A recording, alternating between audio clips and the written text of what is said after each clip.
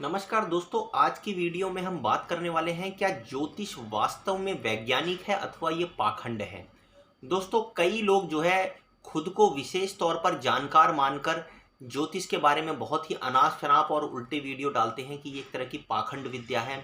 और कहीं ना कहीं इसका कारण ऐसा है दोस्तों कि एक बहुत बड़ा तबका जो है वो अपने आप को ऐसी भविष्यवाणियों से जोड़ लेता है जिसका उनको अनुभव ही नहीं है। और कई बार जब ये भविष्यवाणियां झूठी साबित होती हैं, चाहे वो टीवी चैनल हो, चाहे वो किसी के समाचार पत्र या किसी प्रकार के लेख हों, तो उसको सीधा सीधा ज्योतिष से जोड़ दिया जाता है। कुछ इस तरह की स्थिति उत्पन्न हो जाती है दोस्तों कि जो गणित का नालायक बच्चा है, उस गणित के नालायक बच्चे की वजह से पूरे के पूरे गणित को ही नकार दिया जाता है। दोस्तों, इस वीडियो में हम बात करने वाले हैं दोनों पहलुओं के ऊपर कि कौन सी ऐसी चीजें हैं जो ये बताती हैं कि ज्योतिष एक पाखंड है और क्या वास्तव में ज्योतिष जो है वो एक साइंटिफिक और वैज्ञानिक पद्धति है जो हमारे पूर्वजों ने बहुत ही अत्यधिक विकसित की हुई थी, लेकिन आज के समय में वो विलुप्त और जर्जर हो चुकी है। कई सारी उसकी शाखाएं जो हैं वो गायब हो चुकी हैं, जिनको दोबारा से खोजा जाना भी बाकी है। इसी के बारे में बात करते हैं दोस्तों। ज्योतिष, क्योंकि अपने नाम से ही आपको पता चलता है कि ये एस्ट्रोलॉजी नहीं है। ज्योतिष जो है उसको बोला जाता है ज्योत ईश, मतलब ईश्वर के द्वारा दिया गया ज्ञान। ज्योति जो क्रिएट की जाती है ईश्वर के द्वारा, उसको ज्योतिष से दिखाया गया है। ये कोई दोस्तों हस्तरेखा विज्ञान नहीं है, ये कोई कुंडलिनी बनाने वाली जो है वो विद्या नहीं है कि जिसमें आप कुंडली देखते हैं। वास्तव में ज्योतिष इनसे बहुत ऊपर है दोस्तों। जब हम ज्योतिष के बारे में जाकर पढ़ते हैं ग्रंथों में और किताबों में, तो हमको पता चलता है जो तो दोस्तों कि ज्योतिष जो है वो उसकी मेन 3 शाखाएं हैं जो अब तक ज्ञात हैं। उन 3 शाखाओं के बारे में सबसे पहले हम जानते हैं कि वो कौन कौन सी हैं। दोस्तों, सबसे पहली जो शाखा है वो उसको बोला जाता है तंत्र या सिद्धांत। दोस्तों, आज तक आपने तंत्र मंत्र जो है वो वैदिक चीजों में सुना होगा, लेकिन वास्तव में जो तंत्र है और या जो सिद्धांत है वो ज्योतिष का ही सबसे पहला भाग है। इसका काम क्या है दोस्तों, आप इसको समझिए। जो तंत्र या सिद्धांत है वो गणित द्वारा जो ग्रह और जो उसकी गतियां और जो नक्षत्रों का जो ज्ञान प्राप्त करना है उसको सुनिश्चित करता है। आप देखिए, जब ये विद्या भारत में वैदिक काल में थी, उसके बाद ये सुमेर में पहुंची। सुमेर के बाद ये जो है यूनान और दूसरे देशों में प्रचारित और प्रसारित हुई। उसके बाद जो है ये विद्या जो है वो वेस्टर्न कंट्रीज में भी गई। जब उन्होंने भारत को गुलाम बनाया अंग्रेजों ने और यहाँ पर आकर कब्जा करा, तो उन्होंने भारतीय ग्रंथों को संस्कृत से अंग्रेजी में अनुवाद करना शुरू करा। और अंग्रेजों ने जब इसको अनुवाद करा तो अपनी समझ के अनुसार उन्होंने इसको समझने की कोशिश करी कि वास्तव में ये ज्ञान है क्या।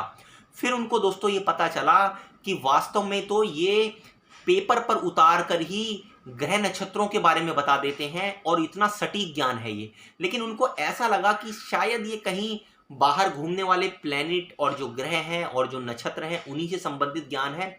इसीलिए उन्होंने अंग्रेजी में जो एस्ट्रोनॉमी शब्द है उससे संबंध करके ज्योतिष को एस्ट्रोलॉजी बता दिया। लेकिन दोस्तों, ज्योतिष उससे कहीं सुपीरियर और कहीं आगे का ज्ञान है, क्योंकि वो सिर्फ उसकी एक छोटी सी ब्रांच को, उसके एक छोटे से भाग को ही समझ पाए अंग्रेज। इसीलिए उन्होंने पूरी ज्योतिष को एस्ट्रोलॉजी का नाम दे दिया। अब दोस्तों, हम दूसरे भाग के बारे में बात करते हैं। जो ज्योतिष का दूसरा और महत्वपूर्ण भाग है वो है होरा। दोस्तों, होरा में जो है इसका संबंध कुंडली से होता है कि किसी भी व्यक्ति की कुंडली जो बनाई जाती है, डेट ऑफ बर्थ, उसका समय, उसका स्थान जो है इसमें लिया जाता है। और इसके भी 3 उपभाग होते हैं जिसमें जातक, यात्रा और विवाह के आधार पर जो है कुंडली को वर्गीकृत किया जाता है।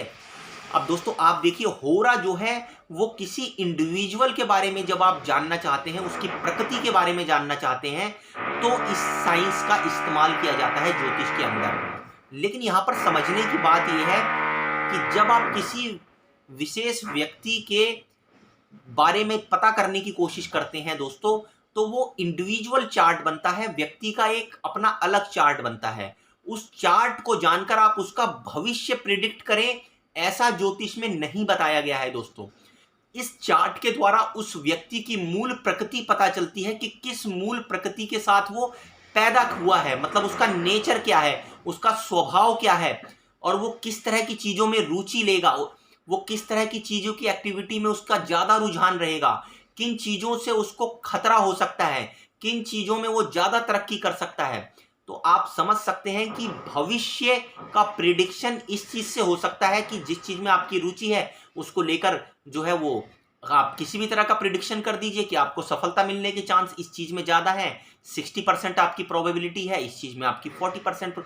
तो कहीं ना कहीं ये जो विज्ञान था वो प्रोबेबिलिटी के गणित से जुड़ा हुआ था। लेकिन आज के टाइम पर जो कुछल्ले ज्योतिष हैं और जो अपने आप को भविष्यवाणियों के माध्यम से अपने आप को फेमस करना चाहते हैं, उसने इस विज्ञान को बहुत ही छोटा कर दिया है दोस्तों। अब मैं आपको इसकी तीसरी शाखा के बारे में बताता हूं जो बहुत ही महत्वपूर्ण है।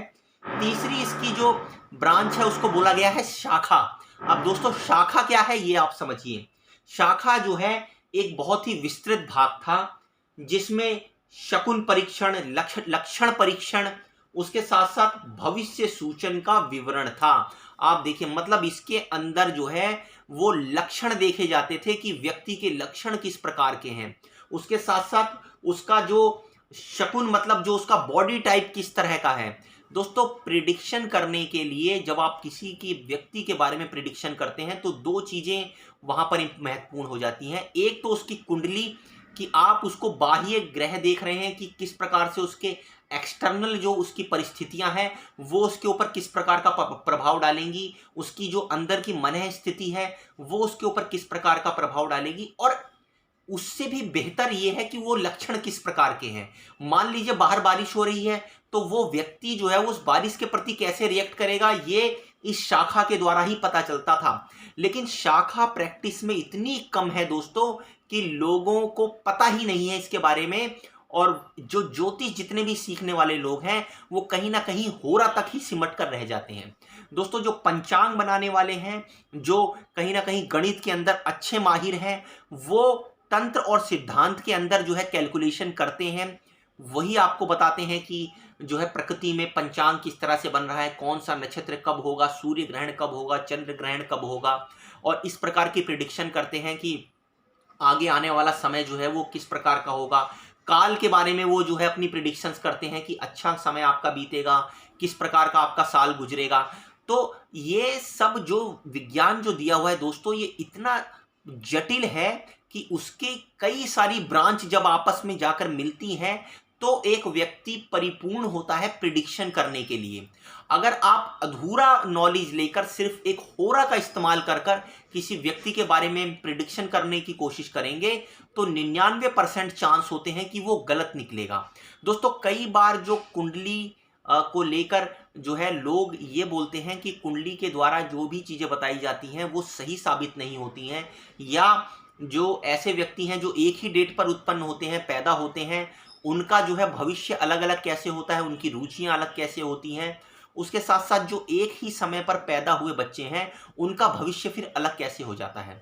दोस्तों यहाँ पर आपको ये जानना पड़ेगा कि ज्योतिष के अंदर एक बहुत गहराई में बताया गया है कि वास्तव में जो होरा में जो कुंडली बनती है वो जब बच्चा माँ के गर्भ से पैदा होता है वो तो कुंडली बनाई ही जाती है, लेकिन वो मेन कुंडली नहीं होती है, बल्कि मेन कुंडली वो होती है कि जब बच्चा माँ के गर्भ में आता है, मतलब माँ जब बच्चे को कंसीव करती है, वो समय जब वो कंसीव करती है उसके आधार पर उसकी भ्रूण कुंडली बनती है, और वो भ्रूण कुंडली ही उसके आगे आने वाले व्यक्तित्व के बारे में ज़्यादा सटीक सूचनाएं देती है।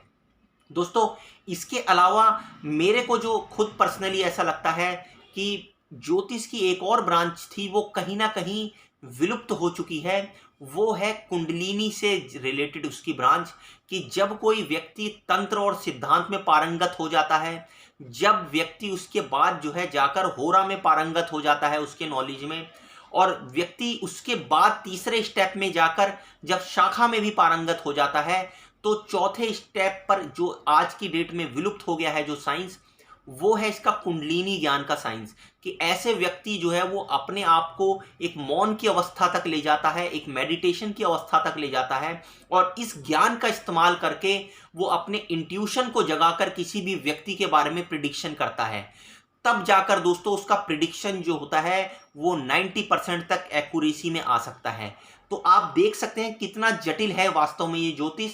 लेकिन आज के जो प्रेजेंट ज्योतिष है वो सिर्फ होरा का इस्तेमाल कर कर प्रिडिक्शन करते हैं, जिसकी वजह से ज़्यादातर प्रिडिक्शंस गलत होती हैं और उसका खामियाजा ये होता है कि ज्योतिष के को लेकर लोग उसका उपहास उड़ाते हैं, उसका मजाक बनाते हैं और ऐसा जो है कई कुतर्क करते हैं कि किस प्रकार से जो है एक ही डेट ऑफ बर्थ में पैदा हुए व्यक्तियों के भविष्य अलग कैसे हो जाते हैं। दोस्तों, डेट ऑफ बर्थ के बेस पर होरा में सिर्फ कुंडली बनाई जा सकती है, लेकिन शाखा ये बताती है कि एक टाइम पर पैदा होने के बावजूद भी दो व्यक्तियों के लक्षण अलग हो सकते हैं और एक माँ बाप होने के बावजूद भी, एक समय पर पैदा होने के बावजूद भी, जुड़वा होने के बावजूद भी, क्योंकि उनके लक्षण अलग हैं और उसके साथ साथ जो है उनका जो शकुन परीक्षण है वो अलग है, तो वो उनके भविष्य में भी डिफरेंस क्रिएट कर देता है। दोस्तों, उनका जो व्यवहार होता है, उनका जो व्यक्तित्व होता है, उसमें भी वो परिवर्तन लाता है। लेकिन ये काफ़ी हद तक सही बात है कि जो जुड़वा बच्चे होते हैं कहीं ना कहीं उनके अंदर बहुत सारी समानताएं भी पाई जाती हैं और वो समानताएं इसीलिए पाई जाती हैं क्योंकि वो एक ही समय पर उत्पन्न हुए हैं, तो जो ग्रह दशा का गोचर है वो उनके ऊपर एक समान रूप से प्रभाव डालता है। दोस्तों, यहाँ पर मैंने इस वीडियो में ये समझाने का प्रयास किया है कि बहुत सारे लोग जो कुतर्क करते हैं कि ज्योतिष जो है सिर्फ हाथों की लकीरों को देखकर कुछ प्रिडिक्शन कर देना है, वो बिल्कुल सही नहीं है। दोस्तों, वो सिर्फ ज्योतिष का एक बहुत ही छोटा भाग है जिसके बेस पर आप कंक्लूड नहीं कर सकते हैं। आपको किसी भी व्यक्ति इंडिविजुअल के बारे में कंक्लूड करने के लिए होरा से उसकी कुंडली देखनी पड़ेगी। दोस्तों, आपको तंत्र का भी इस्तेमाल करना पड़ेगा, सिद्धांत का भी इस्तेमाल करना पड़ेगा और उसके बाद आपको शाखा का इस्तेमाल करना पड़ेगा, लक्षण परीक्षण करने पड़ेंगे और अंत में जाकर इन सभी नॉलेज का इस्तेमाल कर कर आपको मेडिटेटिव होकर अपने इंट्यूशन को जगाना होगा और उस इंट्यूशन को जगाकर आप प्रिडिक्शन जब करेंगे तो उसमें एक्यूरेसी आना जो है वो तय है। दोस्तों, इसके अलावा जो है और भी कई तरह के कुतर्क लोग करते हैं ज्योतिष को लेकर। दोस्तों, उन कुतर्कों का जवाब देना जो है वो एक वीडियो के अंदर संभव नहीं है। आशा करता हूँ इस वीडियो के अंदर मैंने आपको कुछ रोचक जानकारी दी होगी। अगली वीडियो में कुछ और रोचक जानकारी लेकर मिलेंगे। तब तक के लिए धन्यवाद।